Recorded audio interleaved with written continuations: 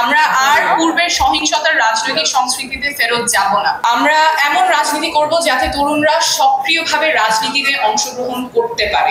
আমরা এমন রাজনীতি করব যাতে জনগণ মনে না করে রাজনীতিবিদ শুধুমাত্র নিজের স্বার্থের জন্য রাজনীতি করে। আমরা এমন রাজনীতি করব যাতে জনগণ জানে রাজনীতিবিদরা জনগণের স্বার্থের জন্য রাজনীতি করে।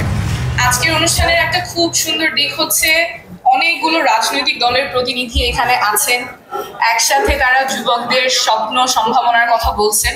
এবং আমরা এমন রাজনৈতিক সংস্কৃতি চাই যেখানে বিভিন্ন মতের দলের রাজনৈতিক ব্যক্তিরা একসাথে আলোচনা করবেন, কথা বলবেন, একটা সৌহার্দ্যের রাজনৈতিক সংস্কৃতি তৈরি হবে। আমরা আর পূর্বের সহিংসতার রাজনৈতিক সংস্কৃতিতে ফেরত যাব না। আগের যেমন প্রতিহিংসা সহিংসতার রাজনীতি সংস্কৃতি ছিল সেখানে আমরা ফেরত যাব না। মত পার্থক্য থাকবে, মত বিভেদ থাকবে, মত বিরোধ থাকবে, কিন্তু সেটা নিয়ে আলোচনা হবে। সেটা নিয়ে আর আগের মতো আমরা প্রতিহিংসার রাজনীতিতে ফেরত যাব না। আজকে অনেকেই বলেছেন যুবকদের স্বপ্নের কথা, সম্ভাবনার কথা, কিভাবে বাংলাদেশকে যুবকরাই পরিবর্তন করতে পারবে, তরুণরা পরিবর্তন করতে পারবে। আমরা এমন রাজনীতি করব যাতে তরুণরা সক্রিয়ভাবে রাজনীতিতে অংশগ্রহণ করতে পারে, তরুণরা যাতে রাজনীতি বিমুখ না হয়ে যায়। আমরা জুলাই পদযাত্রায় দেশের প্রায় প্রত্যেকটা জেলায় দেখে এসেছি তরুণদের মধ্যে যে জোয়ার এসেছে। প্রত্যেকটা জায়গায় তারা আমাদের কাছে এসেছেন, স্বপ্নের কথা বলেছেন, সম্ভাবনার কথা বলেছেন, রাজনীতি নিয়ে সম্ভাবনার কথা বলেছেন, দেশ নিয়ে স্বপ্নের কথা বলেছেন। একটা প্রজন্মগত রূপান্তর কিন্তু ঘটে গেছে। এই যে রাজনৈতিক সচেতনতা তৈরি হয়েছে, এটা আমাদের লালন করতে হবে, সাস্টেইন করতে হবে, আরো এনহ্যান্স করতে হবে। এবং এখানে আমি আশা করব আজকে যারা যুব সংগঠন আছেন, যুব শক্তি আছেন এবং রাজনৈতিক দল আছেন, তারা এই স্বপ্নটাকে লালন করতে সাহায্য করবেন, সহযোগিতা করবেন। আমাদের তরুণরা যদি আশাহত হয়ে পড়ে, তাদের যদি স্বপ্ন ভঙ্গ হয়, তাহলে দেশ তীব্র একটা সংকটের মুখে পড়বে। আমরা সেই জায়গায় ফেরত যেতে চাই না।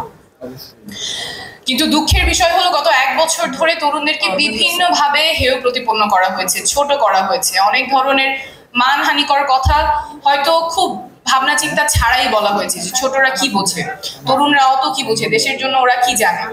কিন্তু আন্দোলনের নেতৃত্ব তরুণরাই সামনে থেকে দিয়েছে। তাই এরকম কথা যেগুলো হয়তো আমরা অনেক চিন্তা করে না বলা হয় না, কিন্তু এটার একটা ইম্প্যাক্ট আছে। তরুণদেরকে ছোট করে দেখা, হেয় করে দেখা, এই সংস্কৃতি থেকে আমাদের বের হয়ে আসতে হবে। কারণ তরুণরা আমাদের শক্তি, আমাদের স্বপ্ন, তরুণরাই সামনে নিয়ে যাবে। আমি সবার প্রতি আহ্বান করব যাতে এই ভাষাগুলো, এই অ্যাটিটিউডগুলো যাতে না থাকে।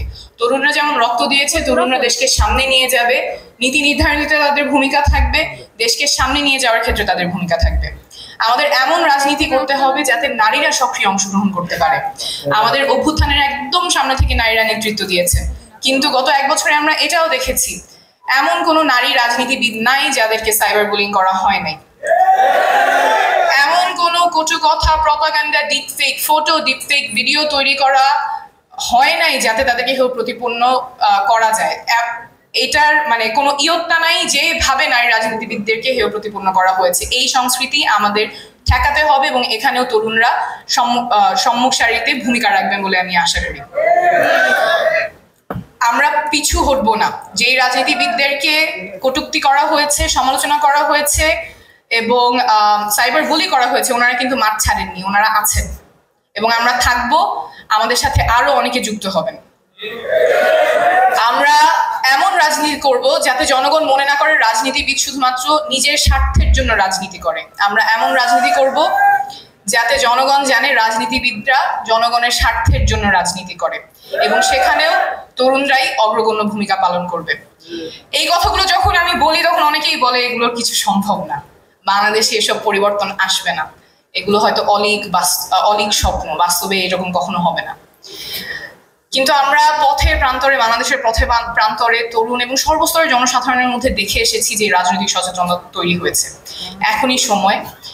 আমরা জানি পথ অনেক লম্বা, চ্যালেঞ্জ অনেক, কিন্তু মানুষ যখন জাগে তখন ইতিহাস বদলায়। এবার আমরা ইতিহাস বদলে ছাড়ব।